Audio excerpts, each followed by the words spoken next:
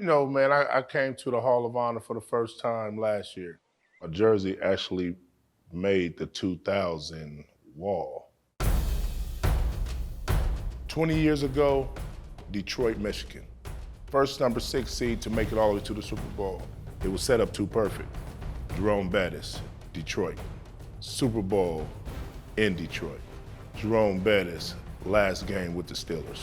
The Pittsburgh Steelers, their 45 active guys tonight, none has ever played in a Super Bowl. My first Super Bowl 40, and that whole year and the postseason run and everything that had to happen to get there. At the time, it was just such a whirlwind. At one point, we were 7-2 and ended up losing 3 straight games. Now we got to win these next 4 just to get in the playoffs. The magical run that we went on, I think it all started with our great leader in Jerome Bettis. The bus drives, and the bus gets to the goal line. Touchdown, Pittsburgh! Thought that was the best way to repay him back, to see our great leader ride off into the sunset as a Super Bowl champion. This is a Steelers story, one for the thumb.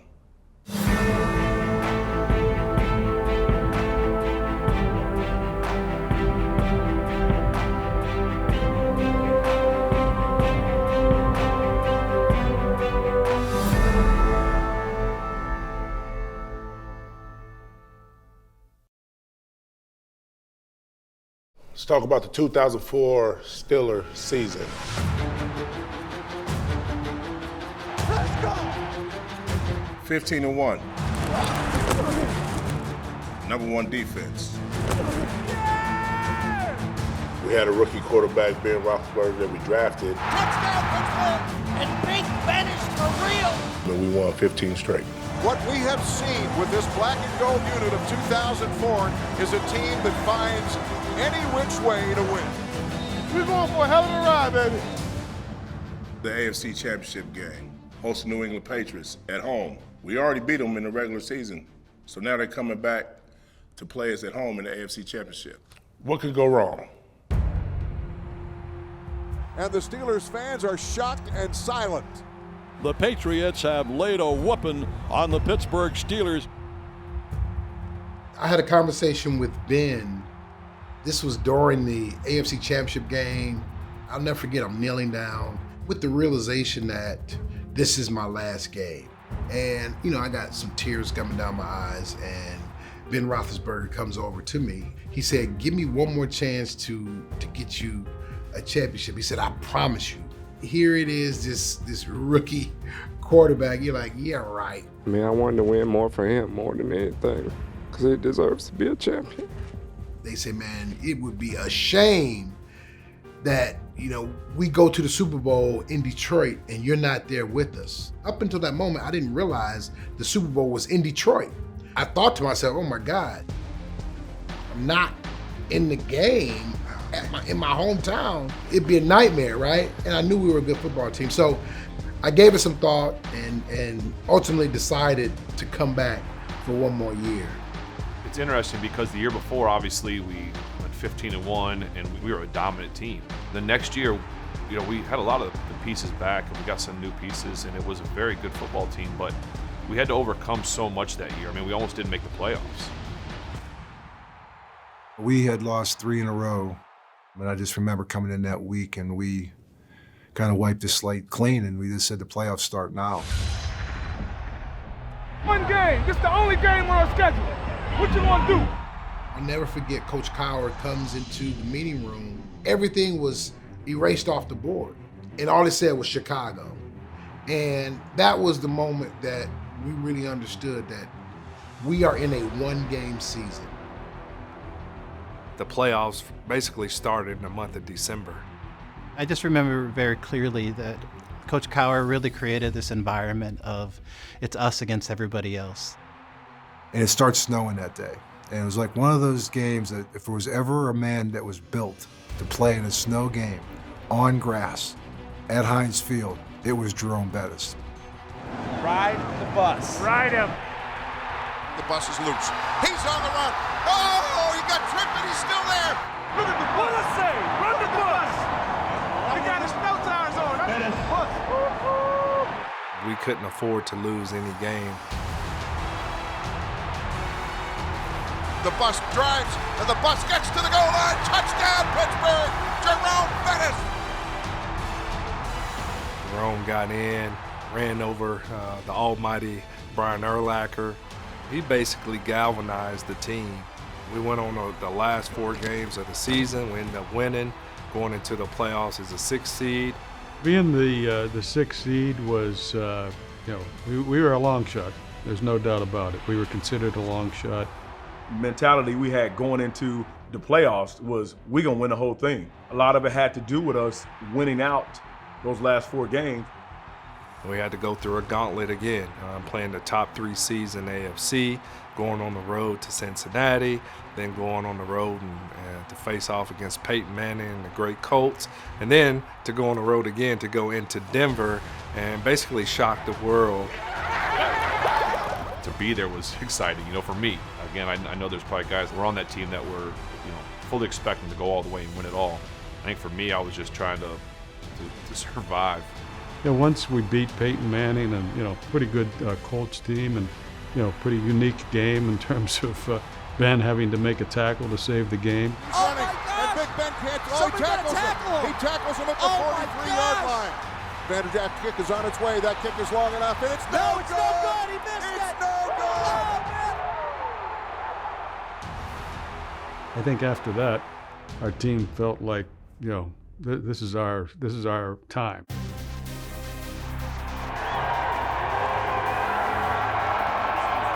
It's gonna be a big game, baby.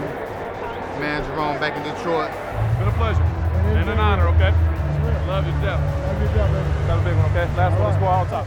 It's sweet homecoming. Sweet homecoming. Super Bowl 40 has arrived. Championship game is now in my hometown.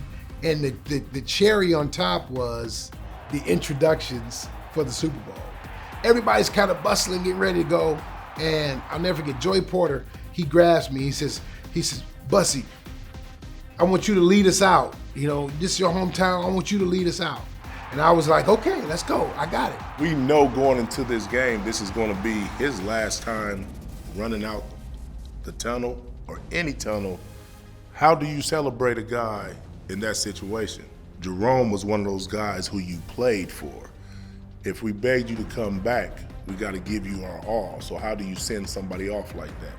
So we kicked it around that night and was like, hey man, what are we gonna do with Jerome? I said, man, I already got it in my head. We're gonna send him out to do his last rumble, but we're gonna let him go by himself. They say the Pittsburgh Steelers, and we go, and I'm thinking we're going to run out, and I take off.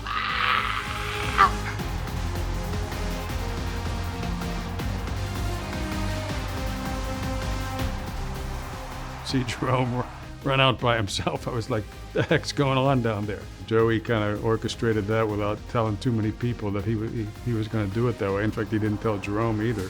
And you can imagine, I'm saying, what do I do? So I just kept going,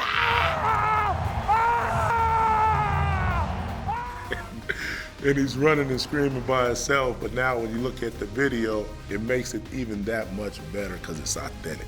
Like he really thinks that he's running out with us and he's all by himself. And the guys just ran out to me, and it turned out to be a magical moment. This is it! This is it!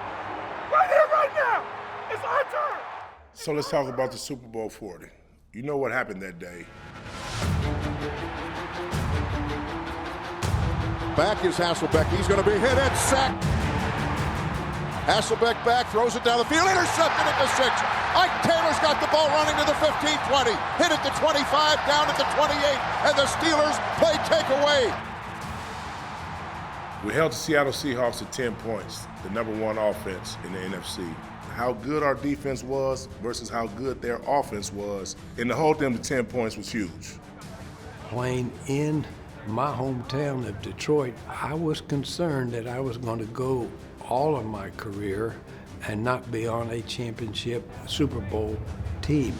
That particular game was the most significant game in my coaching career. Let's be real. What they're really going to remember about the Super Bowl is 2 big plays. You're up 7-3. You gotta come out this half, man. I'm telling you. 30 more minutes to get this accomplished, baby. We're a little tight up into the first half.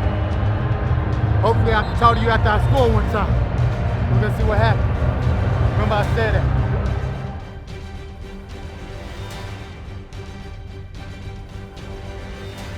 Twins left, Zemo counter, 34 Pike. Twins left, Zemo counter, 34 Pike. Twins left, Zemo counter, 34 Pike. You hear certain plays in your mind, and you're just like, this could really work. This could really work. And I'll never forget, it was Twins left, Zemo counter, 34 Pike. I was overrunning the play. First half, I overran the play. We ran it one time, and I overran the play. Willie's like, I can't wait. I got legs. He was like Roadrunner when he got out there, so he tended to bounce the ball to the outside.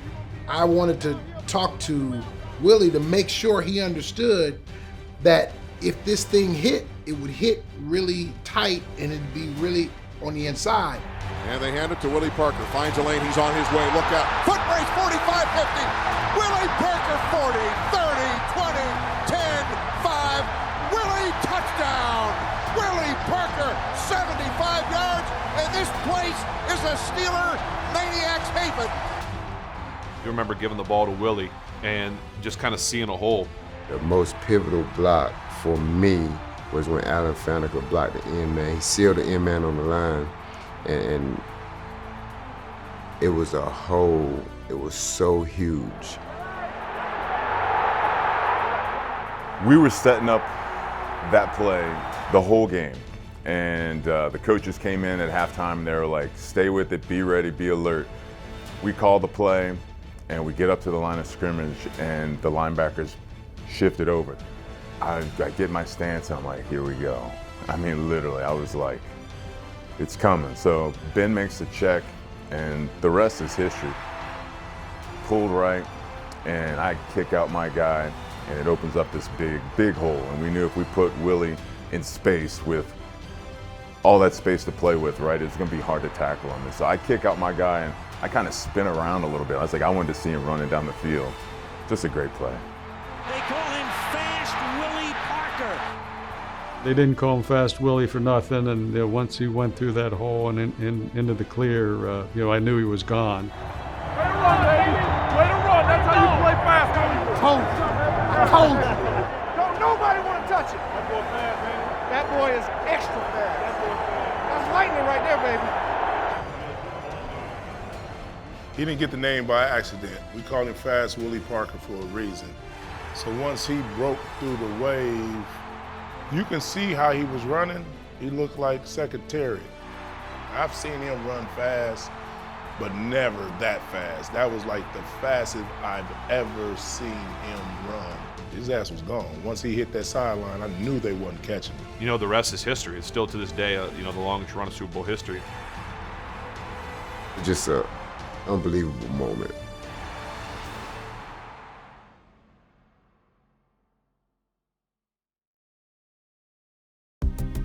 Toss 39X, reverse pass. You hear a play like toss 39 X reverse pass come in. You get that play that you go, uh-oh. I heard the play and I was like, no. High risk, high reward. This could work out really great, or this could spectacularly fail. It's one or the other. We don't call them gadget plays. Everybody else call them gadget plays, but Wiz has always called them special plays. The special play that we had, we actually ran it against Cleveland during the regular season. It wasn't new to us. It was just about, man, can we get it called? Antoine played quarterback in college. I played quarterback in college. So when we drafted Antoine, I kind of took him under my wing. We would always play pitch and catch. And he's like, man, I'm gonna throw me a touchdown one day in the NFL. And I wanted to be on the receiving end of that. When this play is called, like, I'm excited the play's called because I know I can execute it. I know we can execute it. I don't have any jitters about throwing it. I don't have any qualms about throwing it because I got my gloves on. I'm not trying to take my gloves off to throw it. Because normally when you see a wide receiver, they have to take a glove off, they have to take it off, and you kind of figure it's going to happen, but not for Twan. Twan was ready for the moment. When we end up calling the play, I remember vividly, we looked at each other, had a big smile on my face. Hines kind of taps me, and we know it's time to go, man. Can we get this done? Can this happen in the Super Bowl? And they pitch it to the left, and now here's the handoff on the reverse to Antoine Randall. He's going to throw it down the field. There's a man open. Touchdown, Pittsburgh! Hines Ward! The Steelers score from 43 out. Antoine, who was probably the best quarterback on the team, he's coming around to throw this ball, and my job was just to make sure that he doesn't, get caught, or the end doesn't get run the play down. And so I kind of pull the old, let me tie my shoestring, get in front, get in the way of the defensive end or the linebacker. Don't know that I made much of a block, but at least it was enough to maybe slow him down for a second. Great block. That's a great block, baby. Really just give him the time to make the thing happen, because if he's going to put it anywhere close to Hines is going to make the play. I knew what was coming, and looked down and I could see Hines was open, and so it was just hoping Randall L would be able to get on the ball, and of course Randall L threw a great pass. I was able to just lay it out there so Hines can run right under it. Once the ball is in the air, and I'm like, ah! My worst nightmare is dropping a wide open touchdown where nobody's around me and that ball just floating in the air. And all I kept saying, don't drop it, don't drop it, don't drop it. And when I end up skipping like a little kid, I had no idea what I was doing. It's almost like I was at recess, skipping into the end zone. You're in the Super Bowl, and you're running a trick play at a very critical moment in the game. That takes a lot of trust, a lot of practice, and a lot of faith in the individuals to execute. Big time throw, baby. Only through the blessing of God. What the word for the day is glory. Glory! For it to all go exactly how it was supposed to happen, from the handoff to the reverse to the pass, all the way to the catch. That's why those two plays will always be remembered in Super Bowl 40. The Pittsburgh Steelers did it the hard way. And the Pittsburgh Steelers, 7-5, run the entire table with 8 wins, regular and post, all of them in postseason on the road. Champions of the world, baby. They can't take this from us. We're champions forever. Bill Cowher was saying that he wanted to get this one to give owner Dan Rooney his 5th Super Bowl ring. I've been waiting a long time to do this. Mr. Rooney, this is yours, man.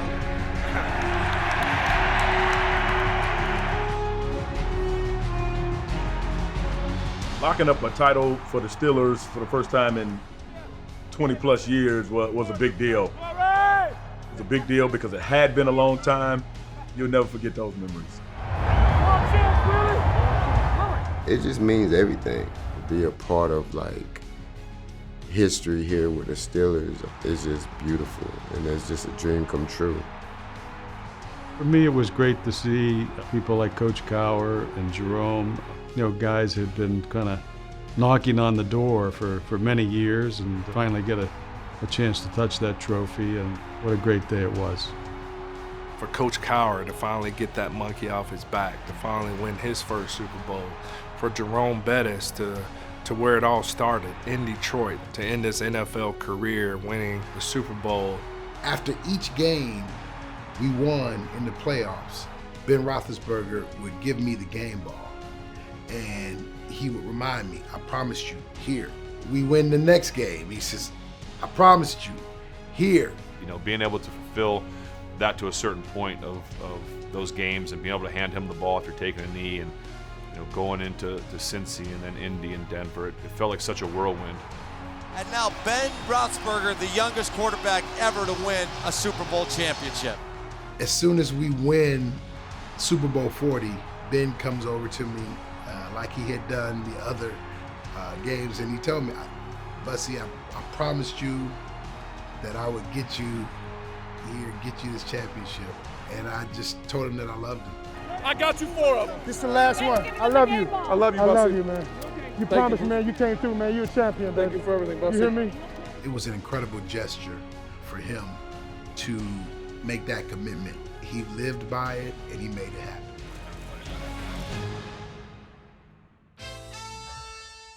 When it was all said and done, and we had won a championship, the first thought that came in my mind was the ring.